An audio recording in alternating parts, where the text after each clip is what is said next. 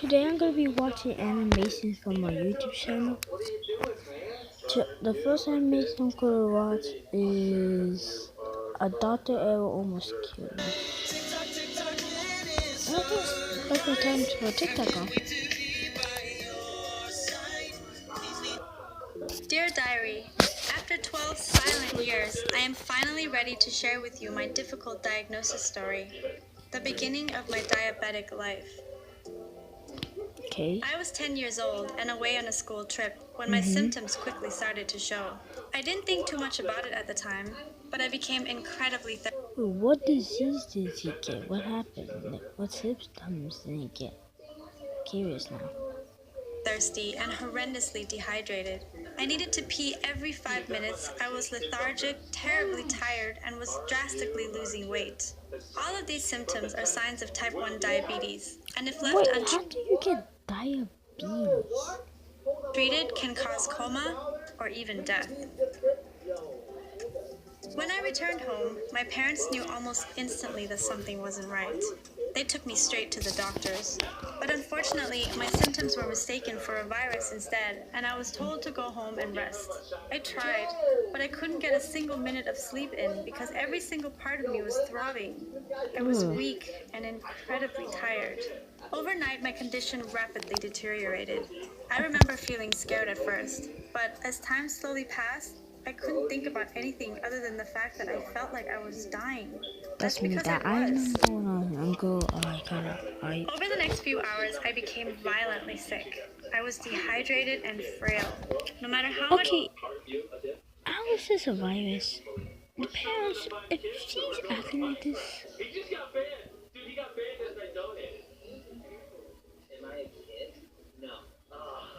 Are you serious? It's a virus. Oh, virus. Oh, it was just a virus. Drink feels like a die. No, not a virus. Water I tried to drink, none of it was staying in my body. Even now, I can still see the painfully ill little girl slumped over the toilet seat, crying for it all to go away. I feel bad now. But it didn't go away, and it never will go away. By now, my mom was in a state of panic. She had that gut-aching motherly instinct that told her something wasn't right, that it was more than just a virus, and that her little girl was seriously ill. My mom thought it had to be type 1 diabetes, but our family and friends confidently reassured her that she was wrong, that we couldn't have that much bad luck, as my brave mom was fighting cancer at the same time. She was battling for her life while worrying and trying to save mine. Okay. So your mom was battling cancer, and you suffered from diabetes.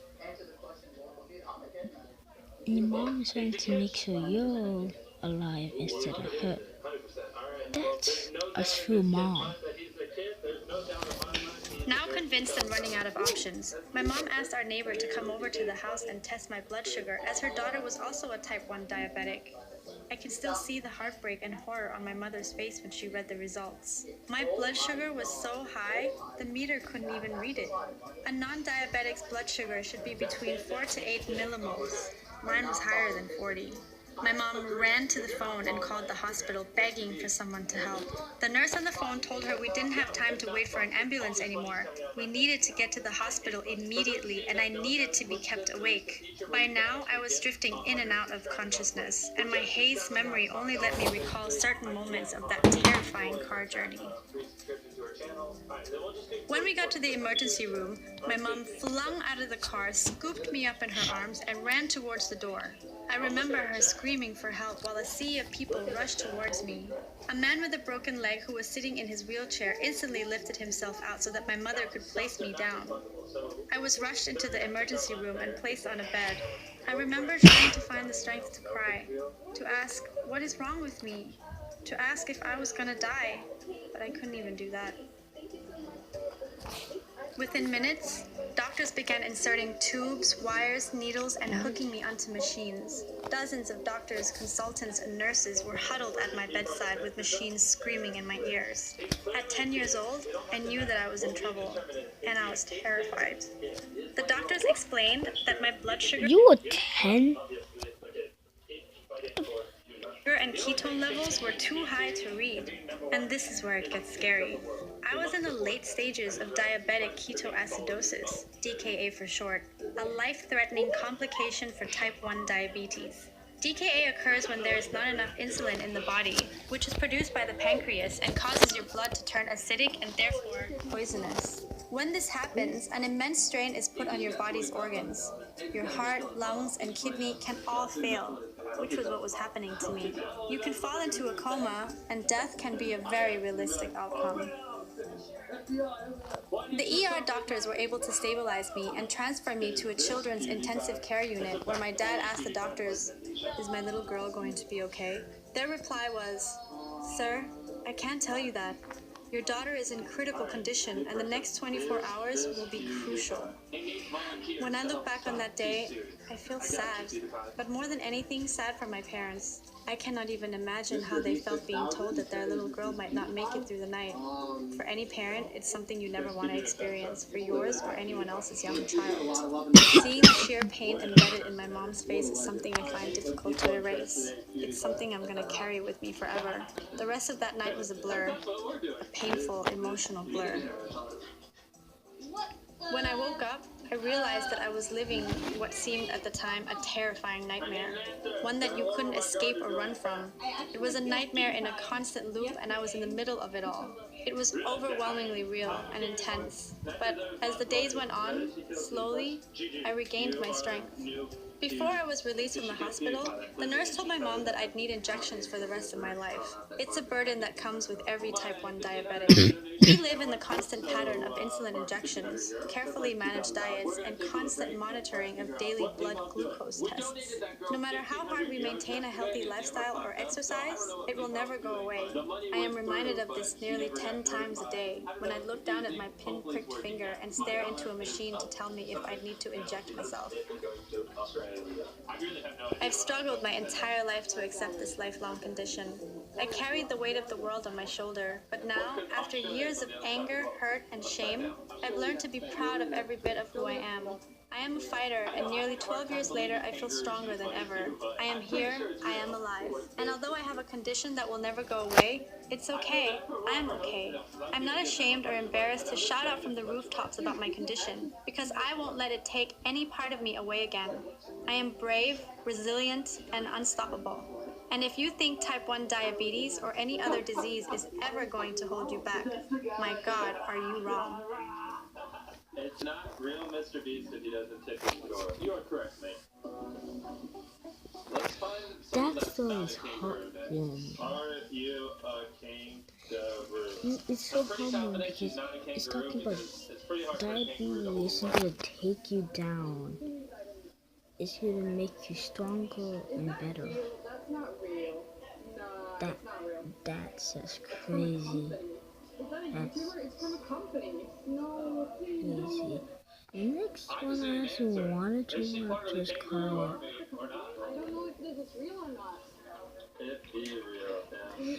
I Was Struck by Lightning. That I really need in. Are all Twitch streamers kangaroos?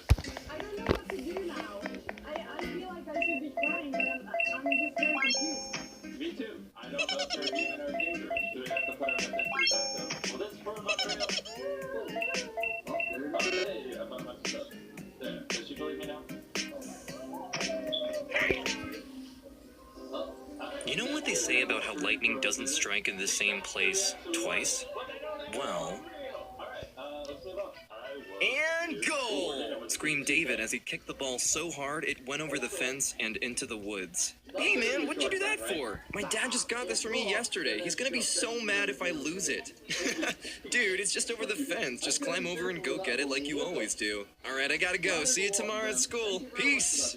Alright, laters. So I climbed over the fence. Again, this is not the first time we lost a football in the back of the woods behind our house. But this one was brand new, so my dad was seriously going to be furious if I lost it. I was running around in the woods trying to find the stupid ball while thinking to myself, man, how could it have gone so far? After about 20 minutes of searching, I was just about to give up when the image popped up in my head of my dad yelling at me. Great. Really looking forward to that. Then I looked around and realized that I didn't know where I was. I had ran so deep into the woods for so long that I didn't know which way was home anymore. I spun around to try to figure out which way I should go when I spotted something moving. I was scared, but I decided to take a closer look because there was just something about it that made it look so familiar.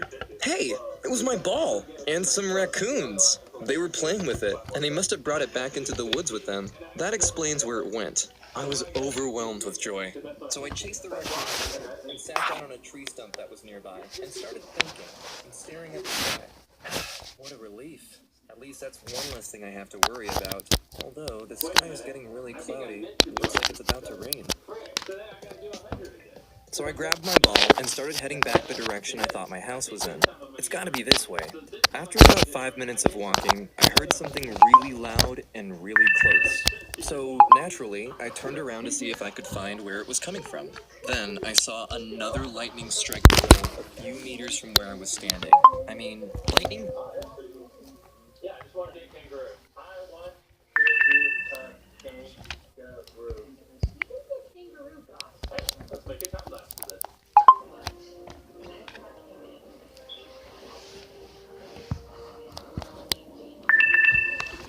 Fuck this. Bye.